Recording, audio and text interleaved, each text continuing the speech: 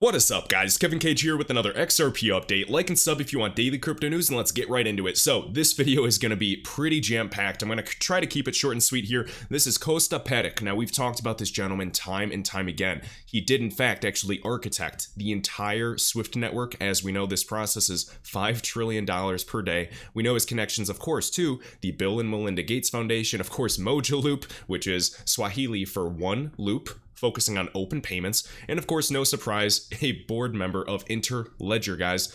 Interledger Foundation, this is created by Ripple, and you can see his 23 years of experience over at Swift. We've highlighted this so many times, and when I hear the typical person say XRP is a scam, or, you know, Bitcoin's better, blah, blah, blah, blah, blah, it's just so hard for me to even really look at their perspective when they haven't even entertained and done the research I've done. So this is just one of the million reasons why I'm very bullish on XRP long-term, year over year. If you want to try to buy back at 70 cents or 80 cents, or just buy now at $1.30, that's fine. I don't care what you do.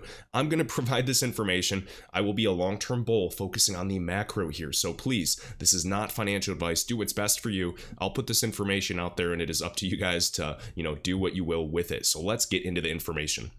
So you may have noticed that recent interview of BlackRock CEO Larry Fink talking about this crypto asset class, talking about it with speculation, not really giving good, solid info, saying, yes, it could be a great asset class, blah, blah, blah, blah, blah. And of course, here was the recent interview on April 15th. So BlackRock's Larry Fink, institutional clients are fascinated by crypto, but not that interested. I would take everything with a grain of salt when you hear it from this gentleman's mouth. Keep in mind, BlackRock is a behemoth. It is one of the world's largest custodians. As we can see here, BlackRock, assets under management, just a quick Google search, $8.6 trillion. Vanguard is close behind at $7 trillion. We have Blackstone Group and even Fidelity nearly at $5 trillion. This is massive, massive money. Of course, no surprise with the rates of inflation and, essentially nonstop printing. But I want you to hear something very interesting. So, of course, many people are talking about this recent interview, April 15th. Yeah, but let's go back in time to a video that many people have highlighted. I know Digital Asset Investor has highlighted it as soon as it came out, probably in 2019. I do remember probably watching videos of that and even covering it as well. And I just want you to listen to this. So this is the original video on CNBC television, only about, 1,700 views. In the quote, "There's a need to democratize foreign currency exchange." Maybe a bridge asset, perhaps. And why this makes me so bullish is because these are literally the same words that Chris Larsen, executive chairman of Ripple, used to use years ago. If you watch the videos in 2014, 2015, you would hear the same verbiage. Is that a coincidence? You tell me. Because keep in mind, Ripple is a lot bigger than we think, and we do know that there were huge investments in this organization years ago. So you guys can take it with a grain of salt. You can say it's garbage, that's too much speculation. That is fine, but I think words mean things. So as you guys know, this one is 5 minutes. I just took a snippet, or actually trimmed it, and uploaded a 2-minute version here on my channel. Just uploaded. If you guys want to check it out right here, highly recommend it. This is just a 2-minute video, and he drops some gems. Of course, he names Libra, he names Bitcoin, but he doesn't even name an example of the one crypto that has actually been solving this use case for quite some time and is already integrated with some of the top tech providers such as CLS, Finastra, CGI. We could talk about Temenos, the #1 banking software, on and on and on, Volante. And one thing we can all agree on, guys, is the more research you do, the deeper you dig, the more you find in the space. It is absolutely astounding. Another person I highly recommend that you do follow and subscribe to on YouTube. And when I say these old videos, talking about old Ripple uploads, what do I mean? Well, subscribe to Bank XRP, guys. He has some of the longest lists of archives, talking from, 2013, 2015, a bunch of good content in 2017. These are interviews from people in the know. Right here, Navin Gupta of Ripple. We have Brad Garlinghouse, a variety of interviews of him anytime he was on the news, even when Ripple donated millions of dollars on the Ellen DeGeneres' TV show. A lot of good info, a lot of talks of even just central bank presidents, things of that nature, I should say governors, and I highly recommend looking into this channel if you guys want to do some deep dives. Just watch it on 2x playback speed and listen to what these gentlemen are saying. Highly recommend the information that they have back in 2015, because I think it is just so interesting knowing that what we know today. So I know we've highlighted this many times, nobody tapping ODL, specifically using XRP, guys, in remittance payments to Southeast Asia throughout the entire APAC region. This is all good and great. We're watching FlashFX developing new corridors, and overall, this is called utility for XRP, the digital asset. Now, I want to highlight this right here. Wrath Economan sharing this, the footnotes of unsung heroes in Ripple's recent motion with, of course, the SEC allegations, this ongoing lawsuit. They're asking the courts to make the SEC send a copy of the Ripple motion to all these foreign governments to let them know the SEC's actions are being challenged. And of course, this makes me feel a little cocky, to be honest, because I do have full faith that Ripple gets out of this on top, whether they do pay a lot of fines or, something regarding the massive holdings are changed. Who knows? You guys can speculate on that. I just believe that XRP will be fine. Of course, the Financial Conduct Authority, the FCA, based out of United Kingdom right here, they've already declared XRP to not be a security. Same thing with Singapore, even Japan and the FSA, all these organizations. So yet again, the XRP ledger is a decentralized global network. It does not just exist in the United States. The United States can either give clarity, they can lag, but this innovation is going to happen with or without them. Next. Right here, guys. So this is VeChain. I know a lot of you hold it. I always wish I held more. I'm still happy I have a small bag, and I'm very happy with this performance. And when I say small bag, obviously it's not that small because it's gone up so much.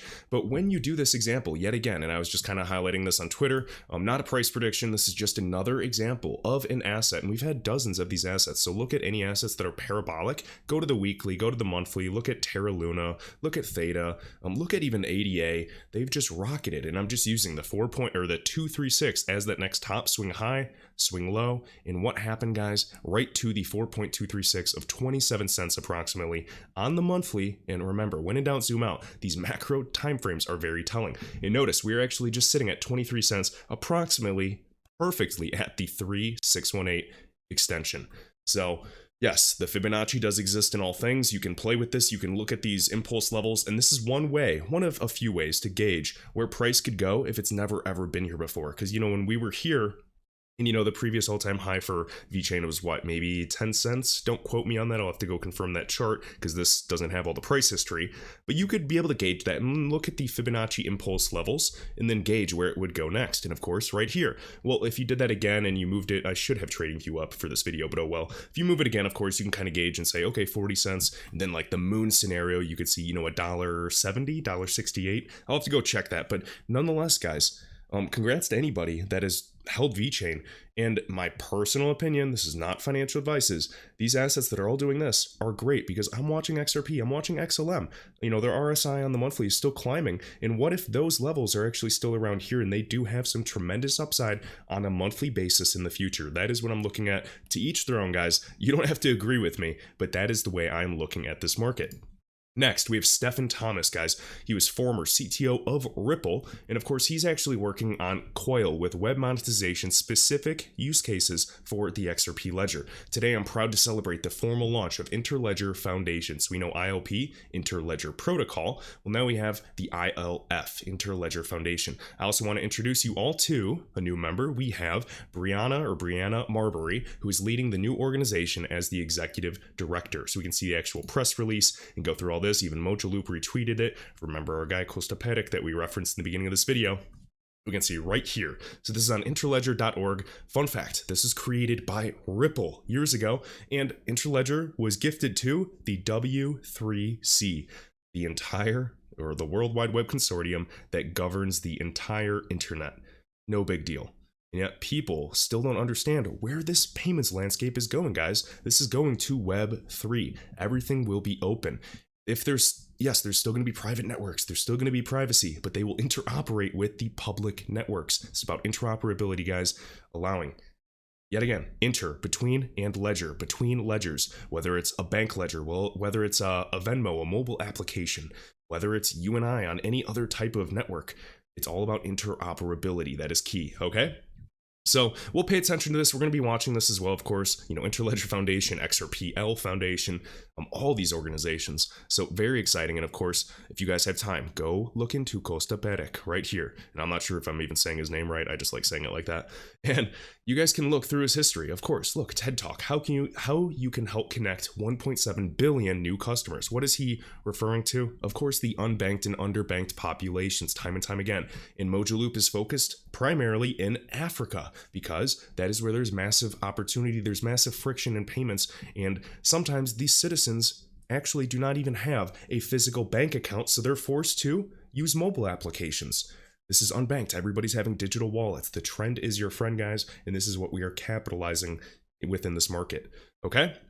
So you can see all his, essentially positions in his entire history. So a chair, board of directors, Swift, deputy director for financial services for the poor. And this is the Bill and Melinda Gates Foundation right here. Now, we've talked about this gentleman. We've actually had dedicated videos in the past. If you guys want to go check those out.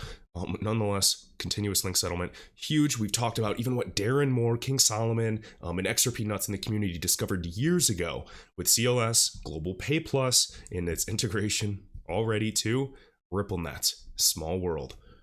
All right, so we'll keep moving here. Now, we have this gentleman, and I actually want to share it because I did even see that Flair retweeted his thoughts. So right here, quick thoughts on Flair. Ethereum is isolated, and first off, I hold Ethereum. I wish it well, but remember, the fees are slowly chasing people away. If they get a successful migration, awesome. But I'm a huge fan of Flair Networks because it's leveraging and bringing together all the great technology. Avalanche consensus with AVAX. We have Ethereum and the EVM, the Ethereum virtual machine, for smart contract capability. We're talking logic. We're talking if-then statements to program money. And then you have all the benefits of XRP with its highly efficient and fast transactions. And when I mean efficient, I not only mean energy efficient, I also mean cheap and extremely fast. You're not waiting 5 minutes. You're not waiting 30 minutes. You're waiting in a matter of seconds. So Ethereum is isolated and cannot interact with the outside world. The only way to do that is via oracles like Chainlink. And there's a lot of other oracles that I'm watching potentially that will be running. I know a lot of influencers, a lot of other people are saying that. I'm not claiming that. I just am agreeing with that sentiment. Now, the security is passed down to whatever oracle you use on your apps, but Flare Networks has native oracle support. Therefore, any app built on Flare can interact with the outside world natively. This is the beating heart of Flare. This is what makes it truly unique. Now, there's actually mining that you can mine assets on Flare Networks. I will not be doing that per se with like Doge, but yes, the liquidity mining opportunities, even, what is it? I'll have to look more into Flare Finance, but the huge talk I had with Martin Volk, and he like kind of walked me through everything for 2 hours. Wow, mind-boggling and super humbling because, right when I think I know something, a whole new world opens up. So it's extremely exciting. Now, right here, because no matter who you are, if your coin is supported on Flare, and many are and will be, that is the key, guys, even XLM, you name it, you can actually merge and mine your own coin in Flare at the same time, no matter what consensus algorithm they use. This is big. Flare is going to be a huge innovation to this space. I 100% agree. And lastly, before I rant a little bit, as always, in the recent Coinbase SEC disclosures, they actually noted that XRP represented in the year 2019 about $3.4 billion of trading volume. In 2020, it was worth $17 billion of trading volume. That is what I call year-over-year growth. And of course, I do anticipate that these numbers will recover and go well beyond this, at least on a consistent basis. That's what I'm looking for. Overall consistency, guys. As we know, what was it? Michelle Bond or Monica Long back in the day. It was right before the massive crash in March 2020. I think it was the fall before that. So maybe it was 2019. Man, time flies. But they said, if an asset can completely crash and then recover to previous levels with that same amount of liquidity in tight spreads within their order books, this is a sign of a maturing asset class. And of course, this is when XRP was at 20 cents, at 30 cents, and we're still well above $1. So we just need to keep perspective. I know nobody likes those down days when we're back, down 50%, because that does happen in the cryptocurrency market. But this is just another day in the life. And of course, and I hope everybody feels like this, but I kind of wanted to say this for anybody that hopefully understands my sentiment in this space. I do not let pumps in this market make me feel like a genius. I don't let any successful trade, I don't care if it's a $500,000 profit trade, I do not let those trading wins get to my head. Yes, I'm so happy, but I do not let those wins get to my head, and I do not let those losses get to my heart, essentially. I know that's a corny quote I've seen somewhere, but I just stay focused. And I know a lot of people, say, oh, good job, or you suck. I ignore the compliments. I ignore the critics, because at the end of the day, it doesn't matter. It's all noise. All I'm focusing on is doing what is best for me and trying to improve every single day. I'm not against you. You're not against me. Your success is not a threat to me whatsoever. I encourage it. So I just want everybody to know that. Sorry if I'm loopy. I've had like fevers on and off, but I just want people to know that, And even like Crypto Whale, he had an awesome tweet the other day, and he was just saying like, don't beat yourself up for not getting into an investment super early. You know, you're comparing yourself to a perfect decision, and the hindsight is 2020. And I think that is so true, because we all do it. I mean, I'm right there. I'm guilty of it every single time. Oh, coulda, woulda, shoulda. If I just put all my money in VeChain last year before it did 20x or 100x, I would have been good. Yeah, that's how we're all thinking, frankly. And if you dwell on what you missed, you may miss out on that next opportunity that's being presented to you. And FYI, that next opportunity, that new door that is being presented to you could be 2 times better. We just never know. So stay positive, guys. I hope you guys enjoyed this video, and I'll catch you in the next one.